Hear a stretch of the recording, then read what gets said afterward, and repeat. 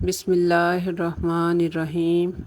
حضرت ہود علیہ السلام کی امت جو عاد کہلاتی تھی اور اللہ تعالیٰ کے عذاب سے ہلاک ہو گئی، اور اس کے باقی بچے ہوئے لوگ پھر آباد ہوئے، ان کی اولاد بڑھتی گئی۔ انہوں نے اپنا نام سمود رکھا۔ یہ لوگ بھی آہستہ آہستہ بت پرستی کرنے لگے اور برے کاموں میں پڑ گئے، تو اللہ تعالیٰ نے ان کے پاس حضرت صالح علیہ السلام کو نبی بنا کر بھیجا۔ انہوں نے اپنی قوم سے کہا کہ اللہ تعالیٰ نے قوم ہود کے بعد تم کو سردار بنایا اور زمین پر آباد کیا۔ تم زمین میں بڑے بڑے محل بناتے ہو اور پہاڑوں کو کاٹ کاٹ کر اس پر بھی گھر تراشتے ہو۔ تم اللہ کی نعمتوں کا شکر ادا کرو اور زمین میں فساد مت پھیلاؤ۔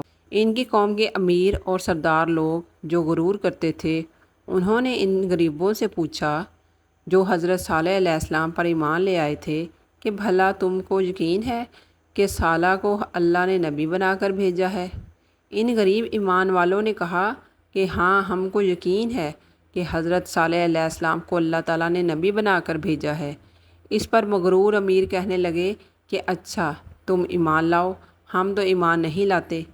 ان امیر لوگوں کو یہ تعجب ہوا کہ اللہ پاک کسی کو نبی بنا کر بھیجتے تو ہم امیروں میں سے کسی کو نبی بناتے۔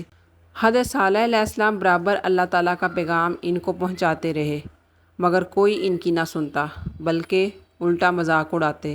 آخر ان لوگوں نے فیصلہ کر لیا کہ حضرت صالح علیہ السلام سے کہا جائے کہ اگر سچے نبی ہیں تو اس پہاڑ میں سے اونٹنی پیدا کرو، ہم آپ پر ایمان لے آئیں گے اور جانیں گے کہ آپ سچے نبی ہیں۔ حضرت صالح علیہ السلام نے اللہ سے دعا کی، اللہ تعالیٰ تو سب کچھ کر سکتے ہیں۔ اللہ تعالیٰ نے حضرت صالح علیہ السلام کی دعا قبول کی اور ایک پہاڑی سے اونٹنی کو پیدا کر دیا، لیکن ان کی قوم یہ سچائی دیکھنے کے بعد پھر بھی ایمان نہ لائی۔ یہ اللہ کی اونٹنی ایسی تھی کہ جس چشمے پر جا کر پانی پیتی تھی، سب پانی ختم کر دیتی تھی۔ اب تو ان کی قوم کے لوگ اور بھی پریشان ہوئے۔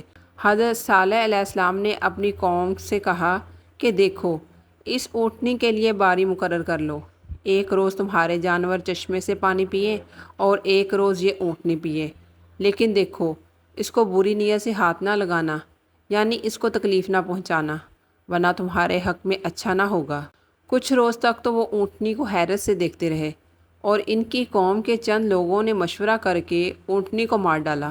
حضرت صالح علیہ السلام کو اس کی خبر ہوئی تو آپ کو بہت رنج ہوا، اور انہوں نے اپنی قوم سے کہا کہ میں نے تم کو منع کیا تھا کہ اس اونٹنی کو تکلیف مت دینا، ورنہ تم پر جلد اللہ کا عذاب آئے گا، مگر تم نے نہ مانا۔ اب تم لوگ اپنے گھروں میں 3 روز اور مزے کر لو، اس کے بعد اللہ کا عذاب آئے گا جو تم سب کو ختم کر دے گا۔ چنانچہ ایسا ہی ہوا۔ اللہ تعالیٰ نے حضرت صالح علیہ السلام اور ان لوگوں کو بچا لیا جو ایمان لے آئے تھے، لیکن جو لوگ ایمان نہیں لائے تھے، ایک بڑی ہیبت ناک اور خوفناک آواز پیدا ہوئی، جس سے وہ اپنے گھروں میں اوندھے پڑے رہ گئے اور مر گئے۔ ایسا معلوم ہوتا تھا کہ کبھی یہ یہاں رہتے ہی نہ تھے۔ جو لوگ اللہ کے حکم پر نہیں چلتے اور پیغمبروں کا کہنا نہیں مانتے، ان کا یہی حال ہوتا ہے۔ اللہ پاک ہم سب کو اپنے عذاب سے بچائے اور اپنی اور اپنے رسول کی اطاعت نصیب کرے۔ آمین۔